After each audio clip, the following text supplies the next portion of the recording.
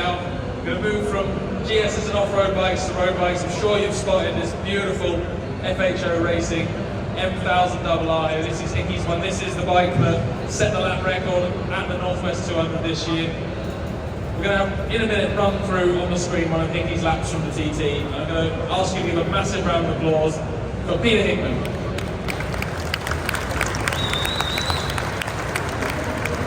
Good morning, mate. Well, no, afternoon. Afternoon now, come on, it's going quick. Pete, it's always good to have you here.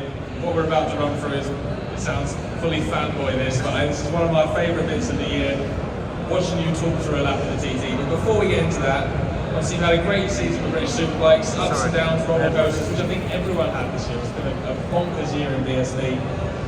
How's it been for you? What was your highlight for this year? I guess the highlight really, from a BSB point of view, is obviously winning at the last round of the championship. Took me all year, we waited until nearly the last day of the championship before we actually won a race. But yeah, and actually for me to win at Brands was quite nice.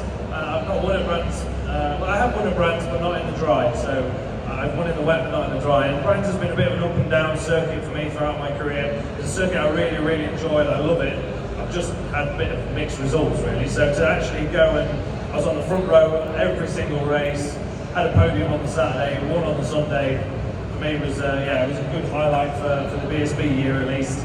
As for the roads, as you said, that record on this M1000RR before we had a few tyre issues, which unfortunately ruled us out the rest of the event. But we still have done the fastest ever lap around the Northwest 200 circuit, which is pretty cool. And obviously we went to the IOM TT, smashed down 3 big bike wins, got a little super twin win as well, and a couple of podiums in super sport. So TT wasn't too bad really, was it? So yeah, no, it's been a really good year. Happy enough with how everything went. Particularly happy we finished on a high with the BSB at the end of the year. And anyone who wants to see the TT bike, it's actually just over the other side of the stand there. The gas monkey bike, as it finished the senior race, is sat over there. And I've got to ask, you know, you go from riding the TT where it's, you know, the lap is 38 or 3 miles or whatever it is, you know, big long lap, you know, one sector on that lap is almost half a BSB race. And how do you go from learning and being competitive and quick on such a big lap where it's so technical to then turning up to Brands or Silverstone and being competitive where it's not 3 or 4 seconds, it's like 3 or 4 hundredths between riders? Yeah, it's actually really difficult.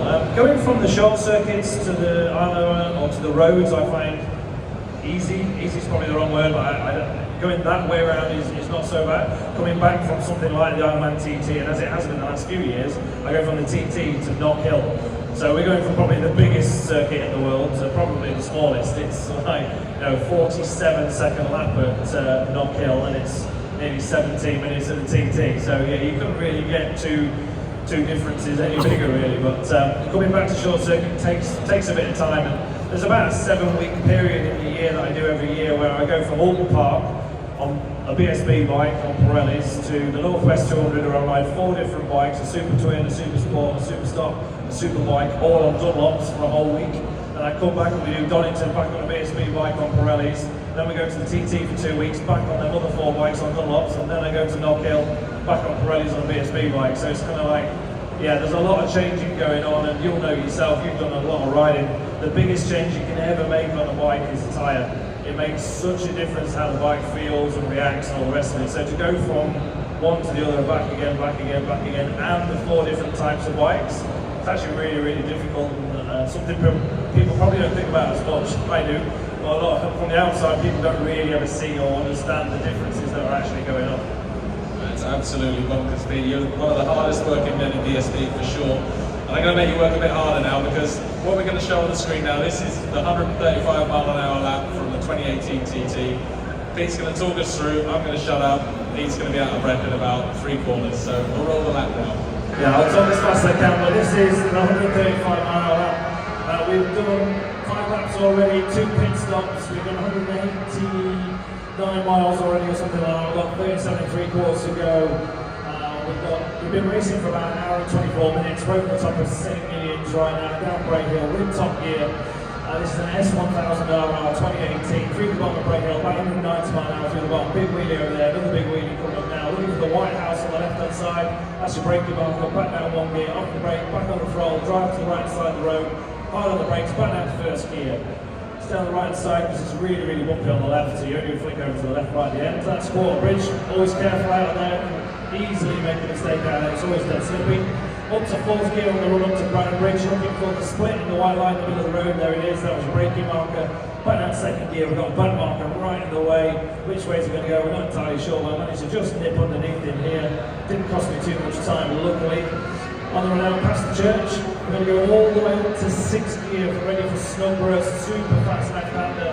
It's really, really fast, big ballsy corner, keep it pinned all the way through the top, about 180 mile an hour, up over the top there, onto the right side of the road, back down 2 gears, off the brake, on the throttle, drive, back down 1 more gear, on the brake again, over to the right side of the road, flick left, stand the bike up, just there, little jump, through the bottom, you've got to be really, really fast at the bottom of Union Mills, because you've got a really long straight now, and we'll run up towards Balagari, or as all those riders call it, Balascari. It's 160 mile an hour right-hander, so it's super, super fast. We're going to go through the top right-hander first, flat out, 195 mile an hour, little weedy there, all coming up, just about there somewhere.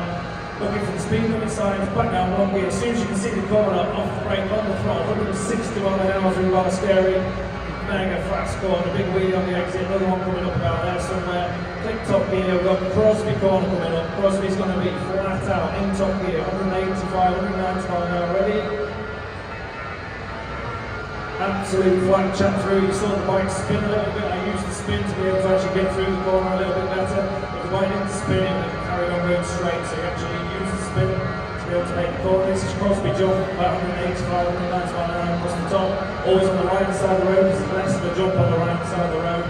We're going into Greenwood Castle, now look for the speed limit sign. Now it is back down 1 gear, off the brake, back on the throttle again, drive to the right side of the road, hard on the brakes, off the brake for that bump, back to third gear on. You've got to watch the camera on the exit, watch the wall.